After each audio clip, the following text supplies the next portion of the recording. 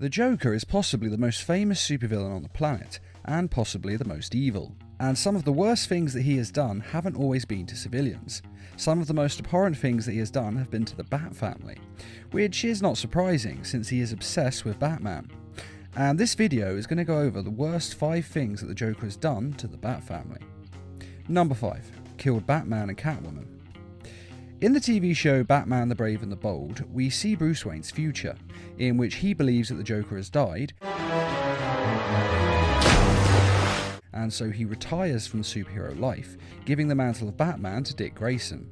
And justice endured. Batman endured. He then marries Selina Kyle and they have a child that they name Damian, and everything seems perfect. That is, until the Joker returns and kills Bruce and Selina Wayne. No! Well, the Joker's son at least, but it's later revealed that he is working for the real Joker, who is still alive, though crippled. And it's the Joker who engineered the entire thing, meaning he was the one who was responsible for killing Batman and Catwoman, leaving Damian Wayne as the prodigal orphan. Now, this is low on this list because it's later revealed that it's just Alfred writing this down, and that it's just a possible future of this universe. But to be fair, I think it's safe to say that in Batman the Brave and the Bold, this is Bruce Wayne's future, and the Joker is going to ruin it. Number 4. Paralyze Barbara Gordon. The Joker was trying to prove a point to Batman. The point was that everyone was just like him. You see, the Joker doesn't remember his origin, how he became the Joker or who he was before.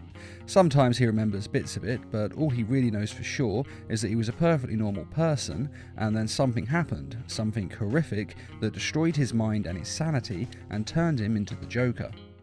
Tell me something, dear. Have you ever had a really bad day? For the full story, check out my Joker origin, link is in this video's description. But the Joker believes that everyone is one bad day away from becoming like him. If something horrific enough happens to a person, then they will lose their minds and become as insane as he is. So he decides to prove this to Batman by turning the police commissioner, Jim Gordon, insane. Why he picks him is never really made clear, perhaps because Batman is close to him, or perhaps because as head of the police, he's the most sane person the Batman knows. But anyway, the Joker decides to turn him insane by abducting him and shooting his daughter through the spine, paralysing her. He then undresses her and takes nude photos. It's very messed up. He then tortured the police commissioner and showed him these photos in an attempt to break his mind, though in the end he fails to turn him insane and Batman manages to bring the Joker in. But Barbara Gordon was never able to walk again, which is the real tragedy of all this.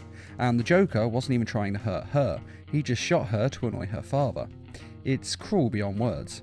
Now, in the current comics, Barbara Gordon isn't actually paralysed and still fights on as Batgirl. At least that's the case for the moment, it may change in the future of comics. But in the old DC universe, the Joker did this to Barbara Gordon. He also did it in the Injustice universe, though Lex Luthor was able to repair Barbara Gordon's spine in the Injustice universe, and this allowed her to walk again and to be Batgirl once more. Number 3. He killed Talia al Ghul.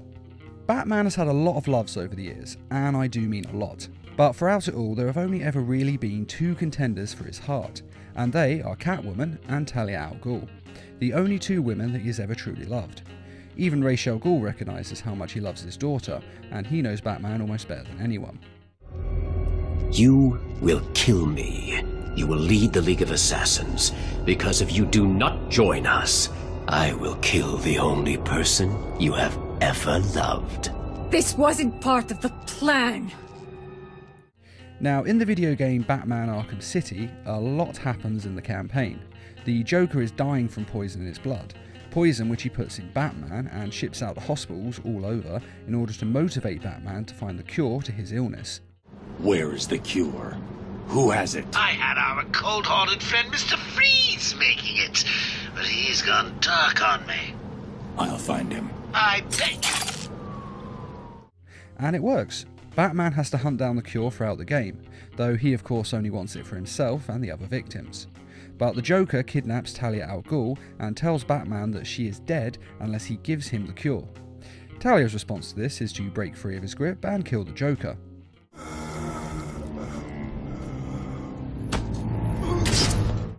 But it turns out that this is not the Joker, but Clayface, and the real Joker is watching nearby with a gun. Talia! I'm sorry, beloved.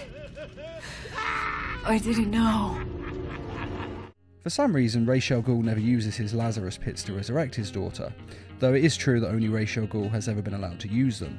But it seems like he would have bent the rules this once in order to resurrect his daughter, but apparently he doesn't. Batman was of course devastated by her death, which is completely understandable, and it's one of the worst things that the Joker did to the Bat family that almost sees Batman kill the Joker in grief. Every decision you've ever made ends with death and misery. People die. I stop you. You'll just break out and do it again. Of course, the Joker ends up destroying the cure himself, and Batman says, Do you want to know something funny? Even after everything you've done, I would have saved you.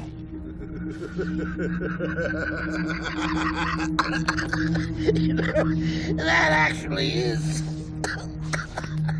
pretty funny. though we'll never know for sure if he would have actually given the Joker the cure. Number 2. He killed Jason Todd. Dick Grayson was of course the first Robin, but as he grew up and became Nightwing, he left Batman's side to go solo, and this led to Batman adopting a second son, Jason Todd. He raised Jason Todd as the next Robin, and he was a worthy successor, seeming to excel at the lifestyle and thoroughly enjoying it. 20 rounds a second and you were still too slow. Until the events of the Death in the Family storyline. Death in the Family is one of the most famous Batman stories, and it follows the second Robin, Jason Todd, and his demise at the hands of the Joker. While Batman and Robin are on a case, they encounter the Joker, and while trying to subdue the Joker and of course arrest him, Jason Todd is abducted by the Joker and then beaten with a crowbar. What hurts more? A or B? And finally killed in a fiery explosion. It's a huge defining moment in comic history and in the life of both Batman and the Joker. It also led to the birth of one of comic books' greatest characters, the anti-hero Red Hood, who was of course the resurrected Jason Todd. And the entire event nearly destroyed Batman. He'd never been so rocked by a death since the death of his parents. I know that you view his death as your greatest failure, but his life and his death are my greatest failure. And though many would consider this to be the worst thing that the Joker has ever done to the Bat family, and though it is true it's probably the worst thing he's done to Jason Todd, I personally think that there is one thing worse that the Joker has done. Number 1. He tortured and overtook Tim Drake's mind. In the film Batman Beyond: Return of the Joker, we see Tim Drake get kidnapped by the Joker. He is then tortured and mind-washed by him over several months, until his personality is distorted and destroyed. But all too soon, the serums and the shocks took their toll. And the Joker warps him into thinking that he is the Joker's son. This culminates with the Joker getting Tim Drake to shoot Batman, which is the last straw that breaks Tim Drake's mind, and instead he ends up shooting and killing the Joker. That's not funny. That's not... It's a tragic and devastating scene as we watch Tim Drake break down and cry as he loses any grip he had left on his sanity. And if this was a normal kid, then that would probably have been the end of him.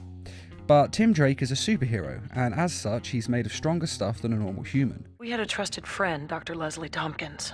It took her a year, but she was able to help Tim back to sanity. And so he's able to get over the incident and move on with his life, which is very impressive. And years later, in the DC sci-fi future, Tim Drake has moved on and gotten married, having retired completely from superhero life. Batgirl has also retired from being a superhero and become the commissioner of the police, and Batman has retired as well and become the grumpy old and lonely Bruce Wayne, who has reluctantly passed on the mantle of Batman to a younger hero named Terry McGinnis.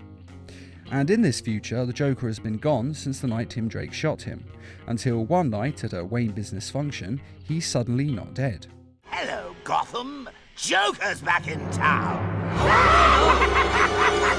It's later revealed that while the Joker was torturing Tim Drake, he also implanted a microchip in his body that rewrites his memory, mind and DNA and turns him into the Joker. The Joker has been slowly growing stronger inside Tim Drake and eventually takes over Tim Drake's body at will, essentially returning from the dead. Now, of course, after the new Batman works out what has happened, he is able to destroy the microchip and is able to restore Tim Drake to normal, relatively speaking. Tim Drake still goes to several different shrinks to get over this and to monitor his personality over the coming years to make sure it doesn't somehow happen again. And since he is cured, some might say that this is not as bad as murdering Jason Todd. But personally, I would say it's worse. After all, if you murder someone, then it's done and it's over. That's it. Now yes, Jason Todd did return from the dead, but the Joker wasn't responsible for that part, and generally speaking, people don't come back from the dead. It just ends with death. But the Joker flayed Tim Drake's psyche, tortured him into oblivion, and then rewrote his DNA to take over his mind and turn him into something else, which is effectively murder in itself. And then Tim Drake became a murdering monster, the very thing he feared and hated the most in the world, the Joker. And personally, I would rather die and be gone than have someone take over my mind and body and then do God alone knows what with it. So I would say that this is without question the worst thing the Joker has done to the Bat family. But that may just be me. So what do you think? Do you think this is the worst thing the Joker has ever done to the Bat family? Or can you think of something worse? And what do you think to the rest of the list? Be sure to let us know in the comments. And just like to say a quick thank you to those who made this video possible by donating to the Needlemouse Productions page on Patreon. Patreon is a crowdfunding site that is helping us to bring you more videos each week and to raise funds for adapting comic book stories into short animated films. If you'd like to donate or just want to find out more, a link is in this video's description. And as always, thanks for watching and feel free to subscribe, share, like and comment.